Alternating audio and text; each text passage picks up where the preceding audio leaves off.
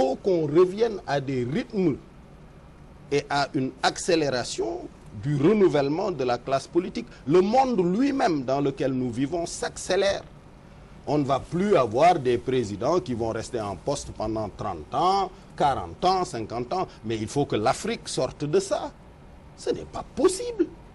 Là où aux États-Unis, vous comptez des dizaines d'anciens présidents en service, en France, Tony Blair est sorti très jeune. Mais vous avez un président de la République que tous les présidents du monde appellent grand-père. Mais ce n'est pas possible. Oui, nous restons dans la perspective 2012. Vous n'avez jamais caché votre ambition de devenir le 4e président de la République du Sénégal. Absolument. Mais vous êtes un homme politique et vous prévoyez tous les scénarios possibles. Au cas où vous ne serez pas au second tour, prenez-vous l'engagement devant les Sénégalais, par exemple, de soutenir le candidat de l'opposition le mieux placé? Oui, je l'ai déjà dit de façon extrêmement claire, sans équivoque, à Thiès, à l'occasion du meeting du M23. D'ailleurs, je n'ai pas encore entendu les autres leaders et candidats être aussi clairs que moi sur cette question. La question est simple. J'ai déjà écrit le 1er juin que la présence de Maître Abdoulaye Wade, pour qui pourtant j'ai beaucoup d'affection et de respect, à la tête du Sénégal est devenu un danger et une calamité. Souvenez-vous, le président Senghor a quitté le pouvoir à 74 ans, l'âge auquel Wade, lui, est arrivé au pouvoir en 2000. Et il disait ne plus être sûr de pouvoir se concentrer 12 à 14 heures par jour sur les dossiers de l'État, ce qui était un minimum qu'exigeait la charge présidentielle.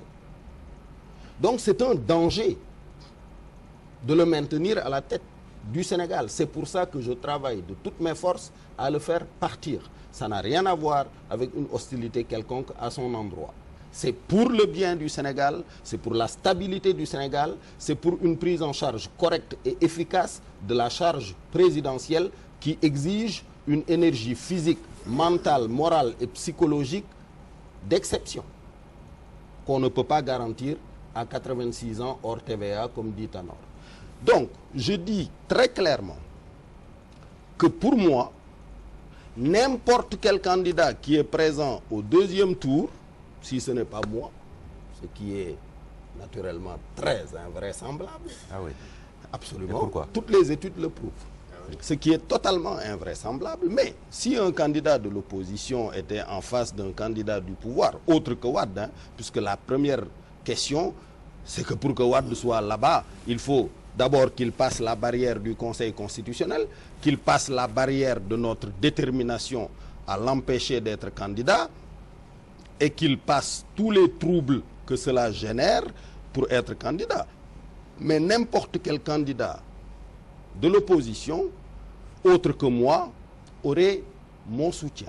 C'est d'ailleurs, vous savez, ce débat dans Benno, de candidats uniques et tout ça, c'est une perte de temps. Ce n'est pas nécessaire. Il y a des gens qui ne voteront que pour Moustapha Niasse. Il y a des gens qui ne voteront que pour Tanor Dieng. Il y a des gens qui ne voteront que pour Macky Sall. Il y a des gens qui ne voteront que pour Idrissa Seck. Il y a des gens qui ne voteront que pour Wade s'il était candidat.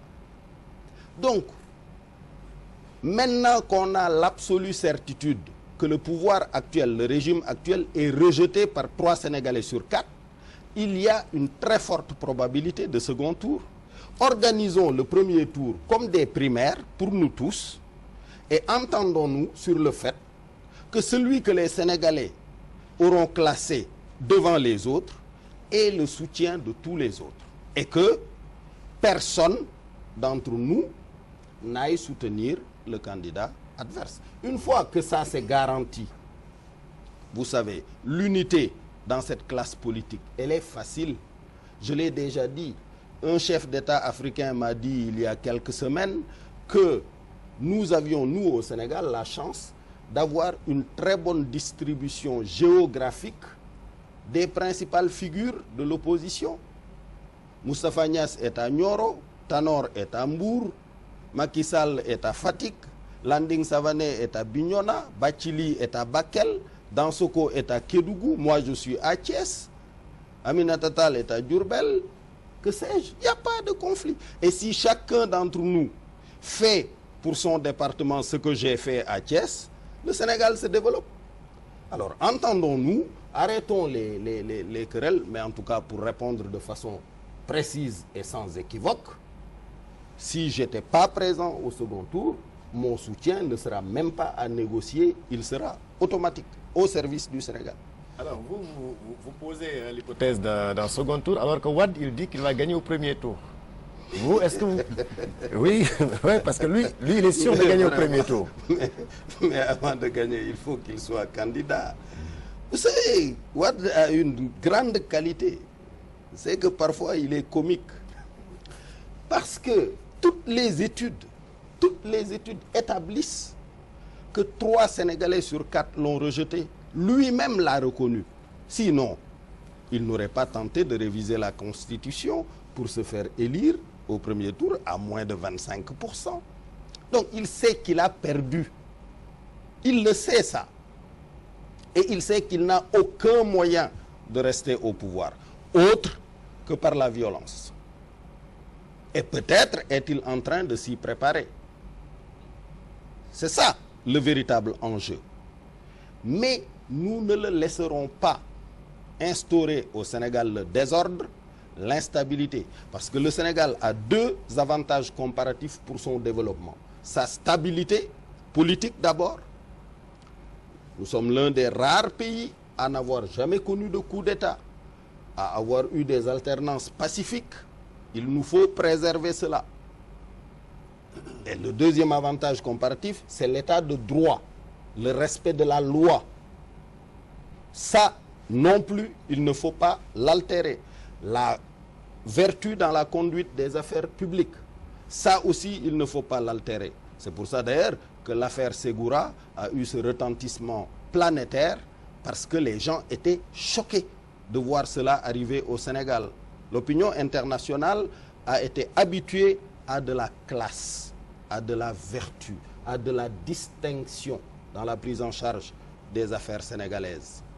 Mais tout ça est en train d'être altéré. Et d'ailleurs, le Wade que moi j'ai connu, je pense, n'est plus en possession de ses moyens, sinon toutes ces dérives n'arriveraient pas. Vous voulez dire que là, ils sont sans classe actuellement, quoi? Ah oui, ça manque singulièrement de classe.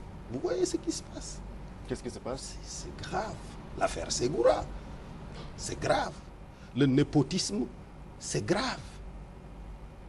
Et ce même Wade, quel sort allez-vous le réserver en cas d'élection, lui et son fils? Non mais écoutez, ce qui importe pour les Sénégalais, c'est que tout ce qui les dégoûte dans la conduite actuelle des affaires de l'État sera combattu. Et rien ne pourra se passer comme ça, désormais. Parce que ce qui s'est passé le 23 juin, c'est un message très clair que le peuple sénégalais envoie à tous les dirigeants, pas seulement aux dirigeants actuels, mais à tous les dirigeants futurs, qu'ils n'accepteront plus n'importe quoi. Ces jeunes de Y'en a marre là, c'est pas des farfelus, hein. C'est des maîtrisards, c'est des gens qui ont fait du droit, c'est des jeunes diplômés, mais ils véhiculent un message extrêmement clair en direction de tout leader futur, c'est que nous n'accepterons plus n'importe quoi. Maintenant, pour ce qui concerne le chef de l'État, un grand diplomate américain m'a dit tout l'effort qu'ils avaient fait pour permettre à Gbagbo une sortie honorable. Il lui avait même offert un poste de professeur aux États-Unis dans une université de Boston. Il lui avait même offert de recruter des étudiants à son service pour l'aider à écrire des livres. Il a refusé et vous voyez ce qui lui est arrivé. Il faut savoir qu'il y a une vie après la vie de chef d'État. Aujourd'hui, il y a des chefs d'État qui parcourent le monde, qui font des missions, qui sont reçus à la Maison-Blanche, qui rendent des services à la communauté internationale. Le président Diouf, à la tête de la francophonie, rend de grands services. Il y a une vie post-vie de chef d'État. Les anciens schémas de chefs d'État qui devaient nécessairement mourir au pouvoir parce qu'ils ne s'imaginaient pas pouvoir prendre une retraite comme Houphouët-Boigny, Eyadema, Bongo. Ça, c'est fini, ça, en Afrique. C'est terminé. Les nouveaux modèles, c'est les Thabo Mbeki, c'est Konaré, c'est Diouf, voilà, qui, après avoir été chef d'État, après avoir rendu des services, rendent d'autres services à la communauté internationale dans d'autres positions. Moi-même, si je me projette au-delà de 2022 dans une vie de leadership au service de l'Afrique, c'est bien dans cette perspective-là que je le fais.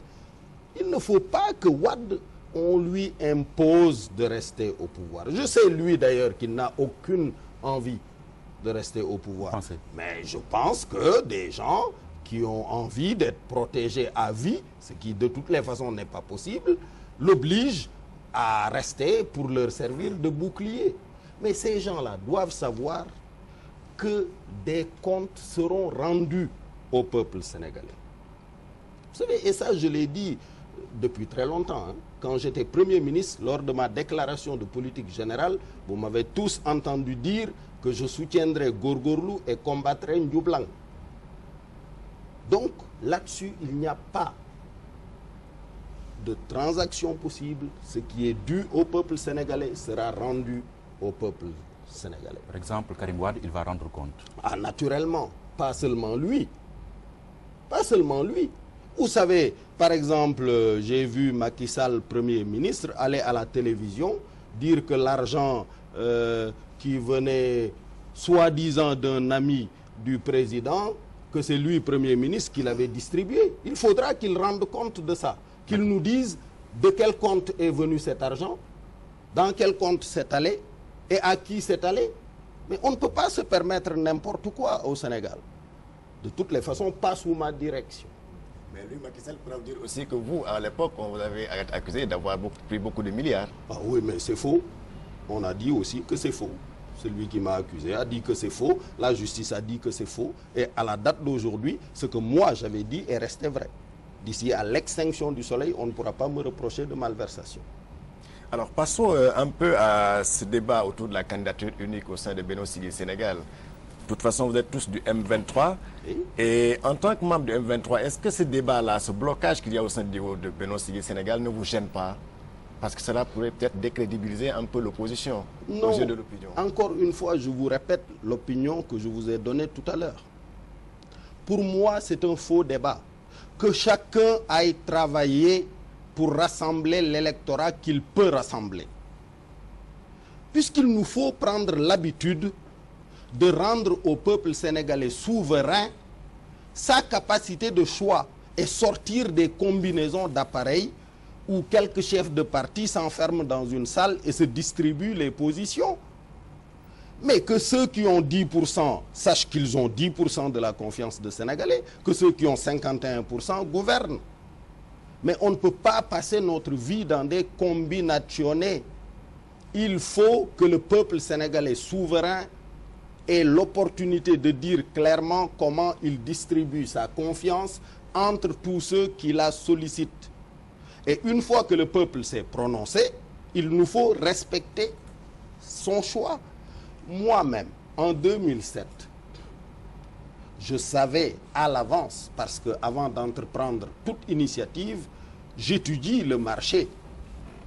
J'étudie le marché électoral. Donc en juin 2007, j'avais fait faire une étude qualitative et quantitative de l'opinion sénégalaise, d'abord pour cerner ses attentes et ensuite pour avoir une idée de ses intentions de vote. Cette étude avait été conduite par Labo Marketing du professeur Saliou Diop.